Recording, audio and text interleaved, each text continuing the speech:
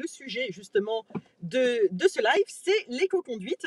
Qu'est-ce qu'on peut faire? Comment on peut jouer sur la recharge sans avoir à se brancher? Alors, ce qu'il faut comprendre, c'est que si on prend une voiture électrique, il faut pouvoir se déplacer, comme on le fait avec une voiture normale, comme on a l'habitude de faire avec une voiture thermique. Donc, si on prend une voiture électrique, d'accord, il va falloir rouler aux mêmes vitesses que ce qui est inscrit, auquel on a le droit. Il va falloir faire beaucoup plus attention à un certain nombre de choses. La voiture électrique a cette faculté, alors électrique, hybride rechargeable ou hybride, a cette faculté, d'accord, plutôt que freiner, le moteur qui entraîne les roues va se transformer en une sorte de dynamo, d'accord, va freiner la voiture et à partir de ce moment-là, va recharger les batteries. Donc, au lieu de freiner et perdre de l'énergie en chaleur au niveau des freins, vous allez juste lever le pied, anticiper réellement pour recharger la batterie. Alors justement, oui, ce qu'il faut préciser quand même, Laurent, c'est que la Mustang, en l'occurrence, la Mustang Mach-E est équipée d'un système One Pedal. Donc le système One Pedal, c'est effectivement ce que tu racontais, c'est que quand on accélère, on appuie sur l'accélérateur, on relève le pied, et ben elle freine toute seule, et en fait ça fluidifie la conduite. Ça fluidifie Et la en conduite. plus, ça permet de recharger la batterie. Exactement. Ça permet de gagner quelques kilomètres, quelques pourcents sur l'ensemble de la conduite. Alors, c'est quelque chose qui fonctionne très bien en milieu urbain ou périurbain. Sur autoroute, ben, on ne freine pas sur autoroute, à part quand on arrive au péage. Donc, elle ne va pas recharger énormément la voiture. Et quand vous êtes en montagne, il faut faire attention à une seule chose, c'est Le que froid. le froid. Et puis aussi le fait que quand vous êtes en montagne, en hauteur, si vous partez et que vous avez rechargé la batterie à 100% la nuit, que vous descendez dans la vie, eh ben, il faudra faire attention parce que le système One Pedal ne fonctionnera pas. Tout simplement parce que comme la batterie sera pleine à 100%, elle ne pourra pas accepter de prendre de l'électricité et elle ne va pas demander au moteur de s'inverser et de fabriquer l'électricité lors du freinage. Alors, en parlant de montagne et de froid, est-ce que la voiture, lorsqu'elle est garée la nuit devant l'hôtel, est-ce qu'elle va se décharger à Tout, cause du froid? alors, pas à cause du froid forcément, mais toutes les voitures se déchargent un tout petit peu, 1 à 2% durant les nuits. Mais les températures extrêmes n'accélèrent pas cette décharge de la batterie. Pas si la voiture est stationnée. Par contre, elle va accélérer et elle va multiplier votre consommation parce qu'il va falloir combattre le froid au niveau de la batterie. Il va falloir mettre les batteries à température. Stationné, tu veux dire dans un parking? Dans l'extérieur, Ah, à l'extérieur aussi? ouais. C'est simplement quand on roule et qu'il fait vraiment très très froid à l'extérieur, où là, on va avoir des consommations qui seront beaucoup plus élevées. D'accord. Alors aujourd'hui, c'est un véritable temps d'automne avec beaucoup de brouillard sur Fontainebleau. On va aller faire un petit tour et puis tu vas me dire comment je dois conduire pour recharger ma batterie. Alors là, je suis à 28% parce que bon, je vous ai raconté mon histoire, je suis rentrée donc avec très peu de batterie et ce matin, j'ai été chargée chez Ford parce que, bah, chez Ford, eux, ils ont des bornes de recharge rapide, donc j'ai été charger un petit peu, mais voilà. Donc j'ai 28%, c'est pas la folie non plus. On va pas trop s'éloigner. Est-ce que alors on va démarrer et puis tu vas m'expliquer comment je dois conduire pour économiser ma batterie. C'est bon, tu es démarré. Voilà. Allez, c'est parti. On va passer avant le camion. Voilà. Et donc, on est parti. Donc, Laurent, là, j'appuie sur mon One Pedal, justement, donc le système qui permet de freiner juste en relâchant la pédale d'accélération. Donc le système pédale, c'est-à-dire qu'on ne conduit en se servant que de la pédale d'accélération. On ne touche pas au frein, sauf bien sûr en cas de danger, mais sinon on ne touche pas au frein.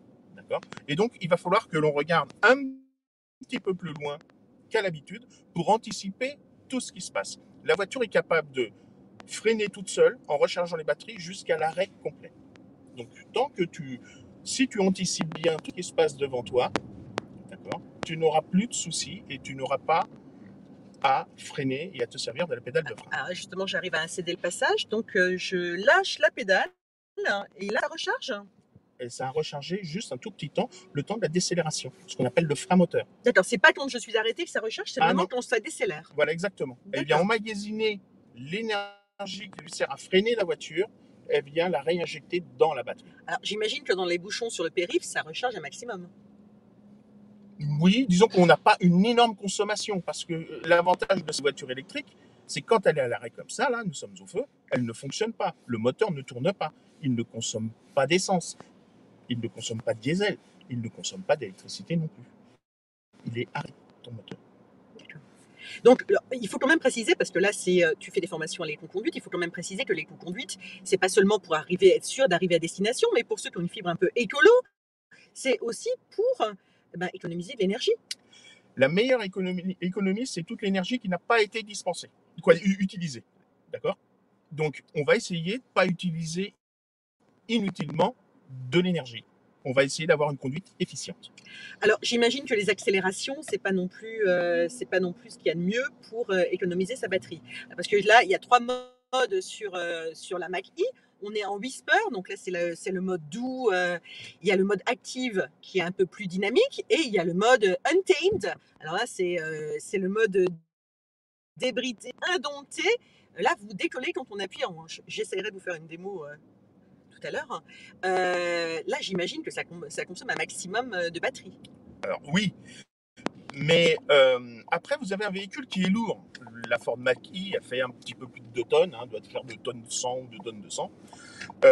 Et donc, il va falloir justement essayer d'utiliser ce poids à bon escient. Et donc, plutôt que partir doucement quand on s'est très dégagé devant nous, etc., on va essayer de partir d'une manière un petit peu plus active. Alors, sans arracher le bitume, mais partir d'une manière un petit peu plus Alors active. justement, on va partir d'une manière plus active. Donc voilà, je suis passée en untamed. Mais là, tu es partie très très active. Là. Voilà. L'éco-conduite, on va servir du poids. On va lancer le véhicule et après se servir du poids, stabiliser la vitesse souhaitée. D'accord? Et du coup, ça va éviter d'être toujours en train de tirer un sac de sable. Vous savez, les gens qui ne veulent pas appuyer sur l'accélérateur en se disant ça va consommer.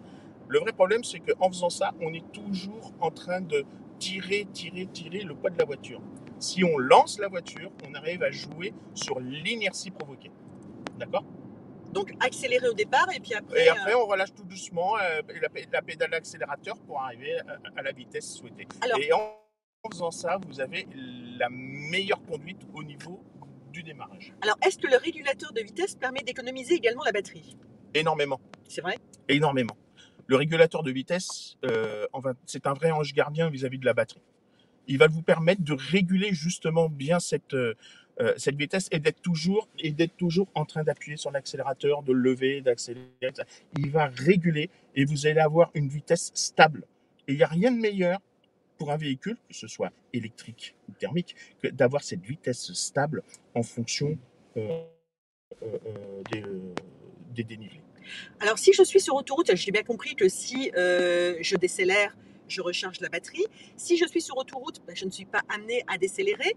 J'ai ma batterie qui commence à affaiblir sérieusement. Qu'est-ce que je peux faire s'il n'y a pas de batterie pour économiser le peu de batterie qu'il me reste et éventuellement recharger? Mais il faut s'y trouver une borne. Oui.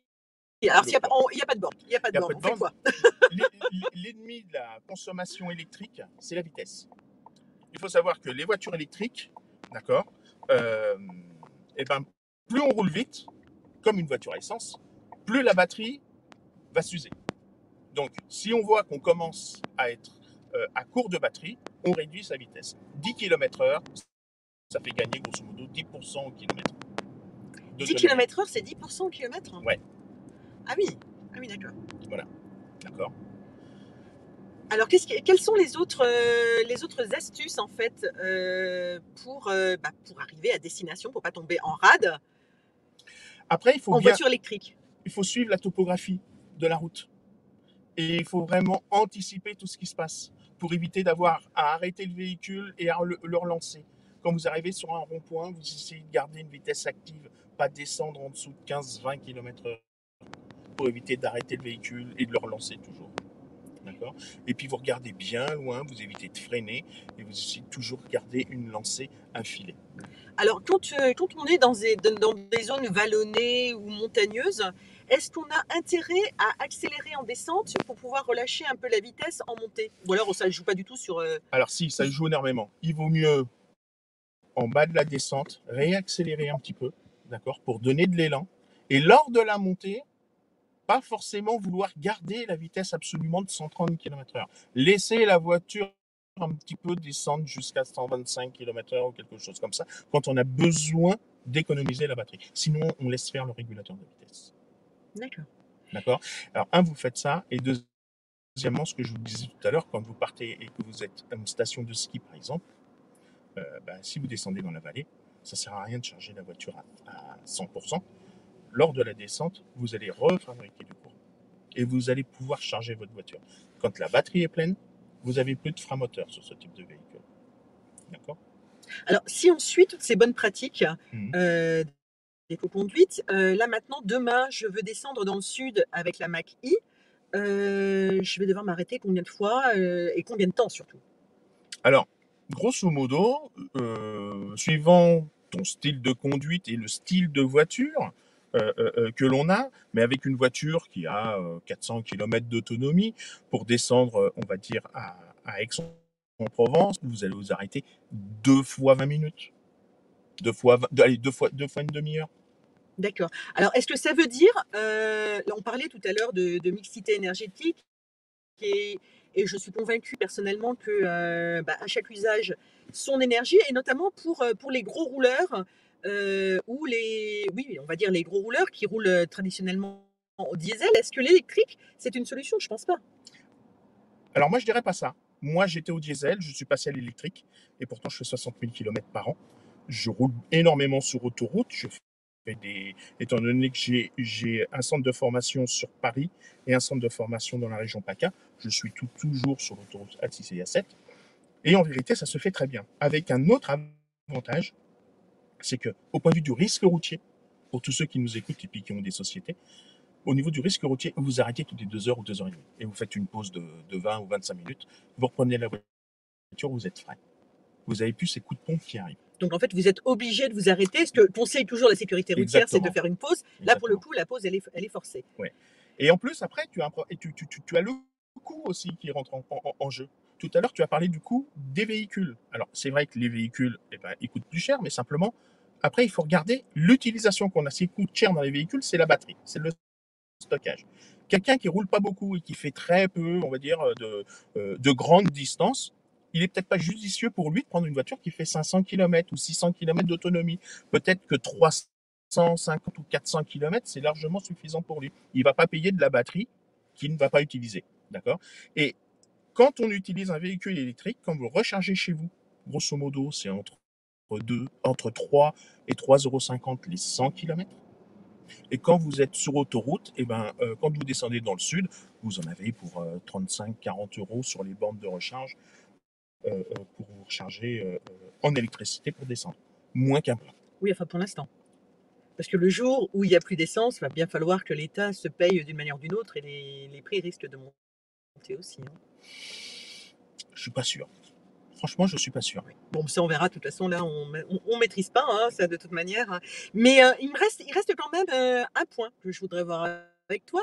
Être propriétaire d'un véhicule électrique, et je ne parle pas d'une citadine, hein, vraiment une routière, un véhicule 100% électrique, bah, c'est adopter un nouveau style de vie. Parce qu'en fait, pas possible de partir sur un coup de tête, il faut toujours anticiper le trajet pour être sûr que la batterie est chargée. Mhm. Alors, oui et non. Oui et non, ça dépend quel type de voiture vous prenez. Si vous prenez ce type de voiture, la Ford Mach-E, vous avez le réseau Unity qui est bien développé, qui va continuer à se développer, sur lequel vous allez pouvoir brancher votre voiture. Vous avez d'autres types de réseaux aussi, comme Virta, etc., qui sont le long des autoroutes. Et donc, vous allez pouvoir vous recharger tout en faisant votre voyage. Alors oui, certes, des fois, si vous avez que 100 km d'autonomie dans votre voiture, au moment où vous décidez de partir, vous allez vous arrêter à la borne qui a 80 ou 70 km de chez vous. Et il va falloir que vous attendiez 25 minutes ou 30 minutes là-bas. Mais comme on dit, la pause fait partie du voyage. D'accord. Bah, écoute, merci beaucoup Laurent. Juste avant d'arrêter l'émission, je vais quand même vous montrer le tableau de bord. Donc ça va secouer un petit peu parce qu'il faut que je vous décroche du pare-brise. Alors on va inverser la caméra et vous allez voir, on est devant le château de Fontainebleau qui est un petit peu dans la brume. Alors si toutefois j'arrive à inverser la caméra, là il me fait des caprices là aujourd'hui, mon téléphone. Donc on va passer... non, c'était pas ça, on va y arriver. Donc je vais vous montrer juste à quoi ressemble le tableau de bord. Vous allez voir, est, il est vraiment très beau. Et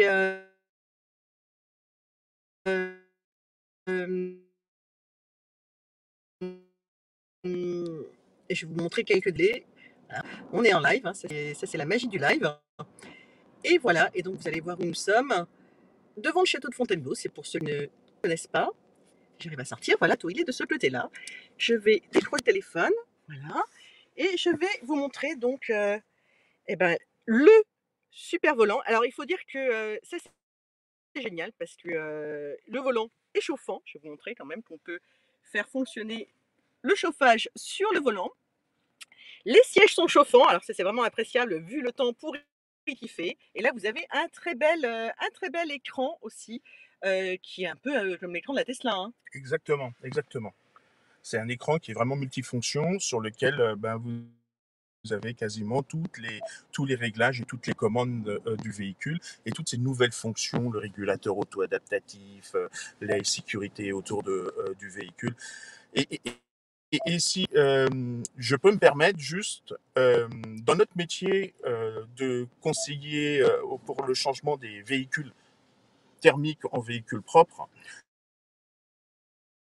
on forme énormément les sociétés à la prise en main de l'ensemble de ces véhicules, car il y a des nouvelles fonctions, c'est une nouvelle façon de conduire. Et si vous voulez vous rapprocher de l'autonomie de WLTP qui est écrite dans les docs des constructeurs, hein, 600 et quelques kilomètres pour cette voiture, et ben vous avez intérêt à pas conduire cette voiture comme une voiture thermique, mais plus à prendre les bons gestes pour conduire ce type de véhicule comme un véhicule électrique. Et le dernier petit point, quand vous débranchez votre voiture électrique, évitez de laisser la prise et le câble dans votre garage. Si vous tombez en panne, il ne vous servira à rien. Voilà.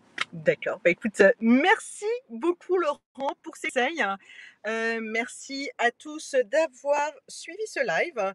Je vous donne rendez-vous mardi, donc pour parler de logiciels dans les véhicules. Merci Laurent, à bientôt. Merci Stéphanie.